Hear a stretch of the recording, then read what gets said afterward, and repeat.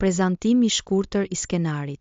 Rojtari i fundit është një thriller psikologjik me elemente horori dhe drame që rrëfen jetën e Elirës, një grua e mbijetuar e luftës, e cila ka zgjedhur izolimin në male bashkë me qenin e saj, Balon simbol i mbrojtjes, besnikërisë dhe traumës së pashëruar. Për vite me radhë, Balo është i vetmi roje i botës së saj, lidhja e vetme me jetën.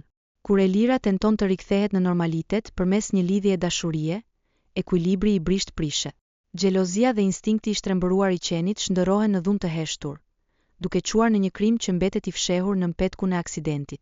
Me kalimin e kohës, Elira fillon të kuptojë se mbrojtësi i saj nuk është më shpëtimtar, por burim frike dhe kontrolli.